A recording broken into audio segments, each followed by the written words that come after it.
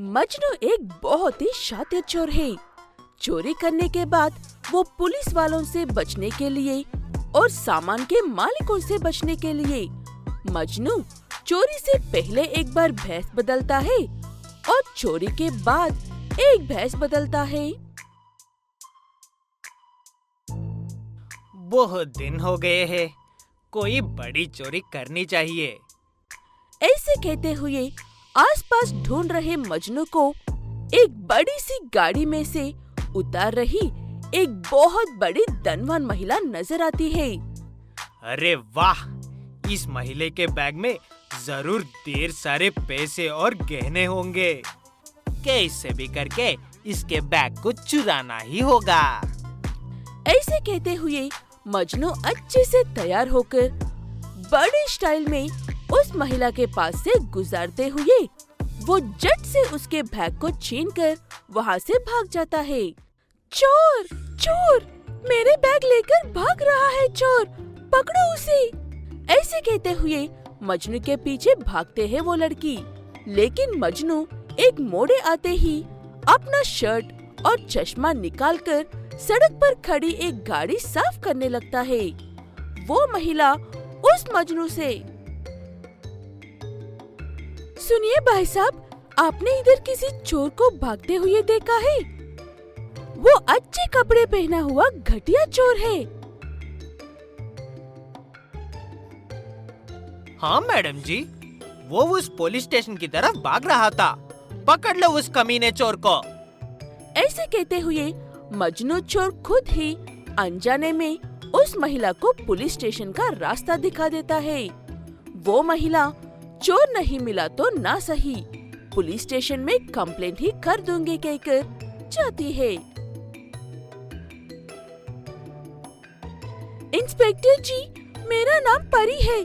इस गांव के किसी चोर ने मेरा पर्स चुरा लिया और हवा की तरह गायब हो गया।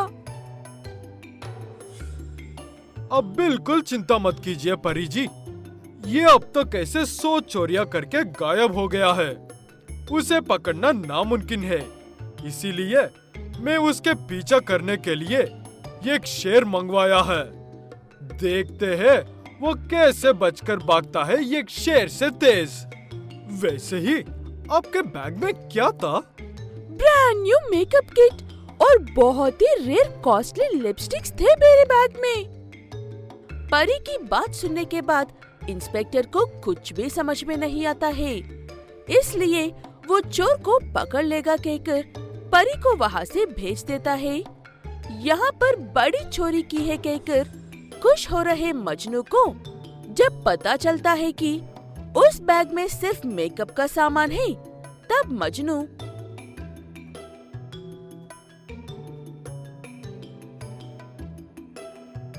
भूखा मर जाऊंगा, लेकिन फिर कभी भी किसी महिला का बैग नहीं चुराऊंगा। कम से कम इस बार तो अच्छी चोरी करनी चाहिए। ऐसे कहते हुए सड़क पर से निकले हुए मजनू को सड़क पर खड़ी हुई एक गाड़ी नजर आती है। वो गाड़ी उसी परी की थी। मजनू परी की गाड़ी लेकर वहाँ से भाग जाता है। मौके पर इंस्पेक्टर वहीं पर था अपने शेर के साथ, इसलिए इंस्पेक्टर अपने शेर के ऊपर बैठकर मजनू के पीछा करता है।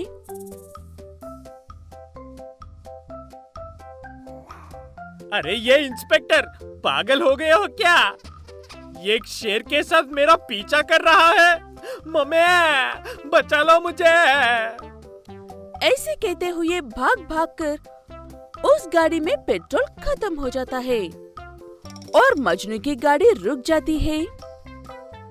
तुम तो वही चोर हो जो लगातार चोरियां करके गायब हो जाता है। मैं तुम्हारा पीछा करने के लिए ही इस शेर को लेकर आया हूँ। अब चुपचाप जेल चलो और सबसे पहले परी मैडम से माफी मांगो। अरे मेकअप किट वाली, ये तूने क्या कर दिया?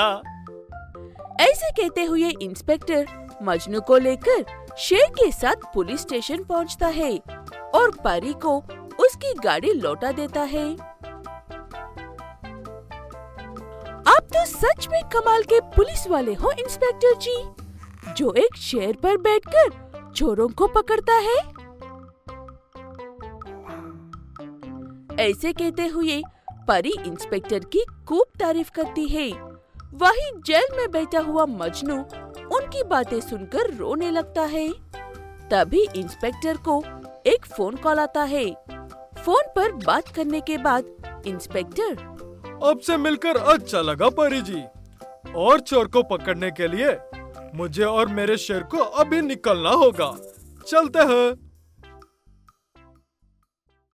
पूरे सुंदरवन गांव में मनोहर ही एक ऐसा है जो वहाँ के बड़े से तालाब में मछलियाँ पकड़ सकता है।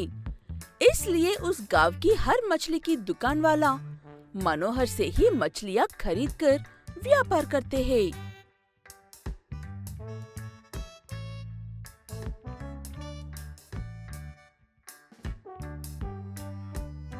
क्या बात है रामू काका, 2 दिन से मछलियाँ नहीं खरीद रहे हो? व्यापार नहीं चल रहा है क्या?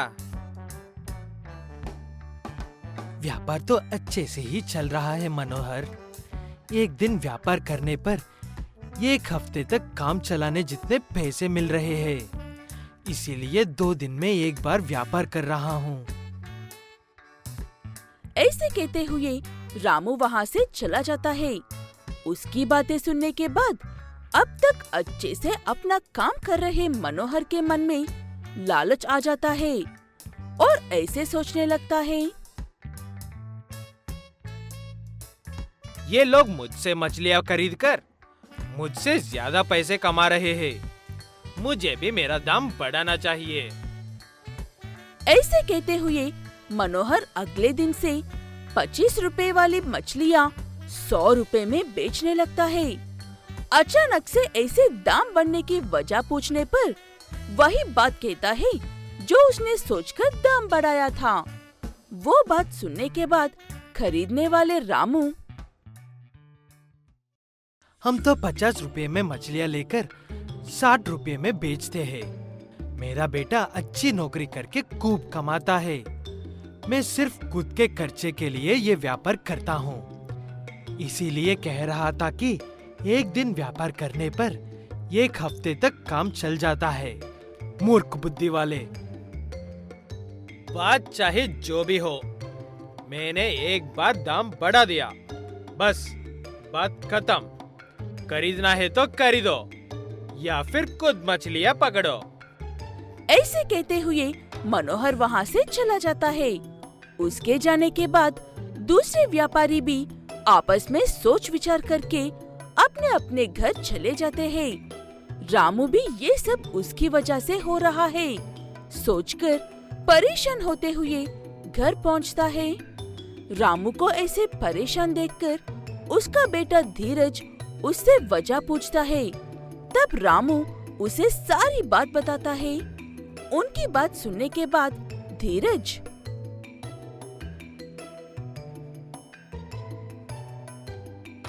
ऐसा क्या है कि उस तालाब में सिर्फ मनोहर ही मछलियाँ पकड़ सकता है और दूसरे कोई भी नहीं पकड़ सकते हैं पिताजी?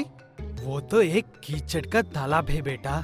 उसमें चापू चलाना हर किसी के बस की बात नहीं है। अगर गलती से पानी में गिरकर कीचड़ तक पहुंच गए तो बचकर निकलना नामुमकिन है। लेकिन मैंने कई बार उस तालाब में से गायों और बैलों को तैर करके जाते हुए देखा है। वो क्यों नहीं फंस जाते हैं फिर?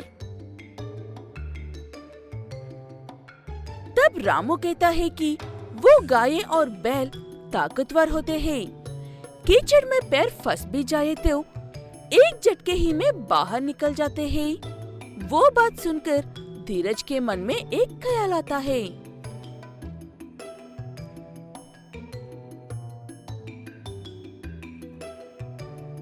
पिताजी, अब मैं पकड़ूंगा मछलियाँ। आपके पास वो बैल तो है ना? ऐसे कहते हुए धीरज एक मछली पकड़ने वाले जाला लेकर और अपने बैल को लेकर तालाब के पास जाता है। वहाँ पर जाने के बाद बैल पर बैठकर पानी में जाता है और उस बैल पर बैठकर ही मछलियाँ पकड़ता है। मछलियाँ पकड़कर किनारे पर आने के बाद धीरज उन मछलियों को पहले की तरह 50 रुपए में बेचता है। वो देखकर व्यापारी को खुश होते हैं। लेकिन मनोहर को दुनिया भर का गुस्सा आता है। तुम वही हो ना, रामू काका के बेटे? तुम तो बड़ी सी नौकरी करते हो ना। यहाँ पर मछलियाँ पकड़कर मेरा व्यापार क्यों खराब कर रहे हो? जो भी हो, 100 रुपये में बेचना है तो यहाँ पर रहो, वरना जाओ यहाँ से। मैं तो यहाँ पर सिर्फ तुम्हें सबक सिखाकर सुधरने के लिए आया था, लेकिन तुम नहीं सुधरोगे।